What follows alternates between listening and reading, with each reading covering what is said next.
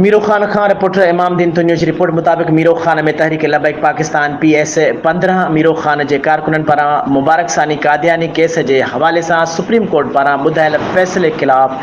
एहतजाजी rally कढी वई। तहरीक लबैक पाकिस्तान के कारकुननि पारां हथन में बैनर ऐं प्ले कार्ड खणी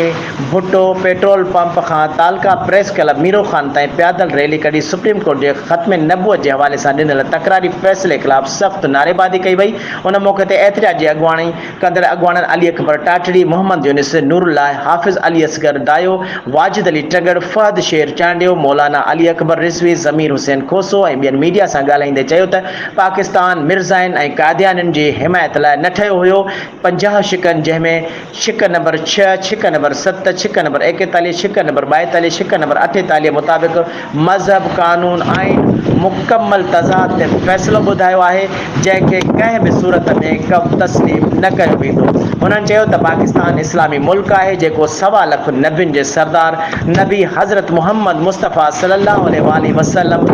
जे ख़त्म नबूअत जे हिफ़ाज़त लाइ ठहियो वियो आहे। सुप्रीम कोर्ट जे फ़ैसिले में 1974 में ख़त्म नबूअत जे हवाले सां पास कयल कानून, आइन ऐं जी मुकमल भञकड़ी कई वई आहे। उन्हनि चयो त इंसाफ़ जे हवाले सां मुल्क जे सभ खां वॾे इदारे सुप्रीम कोर्ट पारां कादियानियुनि जे लाइ रस्तो हमवार करणु इंतिहाई गैर मुनासिब ऐं बर्दाश्त न करण जहिड़ो अमल आहे। उन्हनि चयो त कादियानियुनि जे हक़ में ॾिनल फ़ैसिले सां मुल्क में अमन अमान जी सूरत हाल ख़राब थींदी, छो त ही असां मुस्लमाननि जो ईमानी गैरत जो मसइलो आहे। असीं नबी करीम सल्लल्लाहु अलैहि वसल्लम जा परवाना ख़त्म नबूअत ख़ातिर पंहिंजूं जानियूं कुर्बान करण लाइ तयार आहियूं, पर सुप्रीम कोर्ट जो हिन फ़ैसिले खे कंहिं बि सूरत में क़बूल न कंदासीं।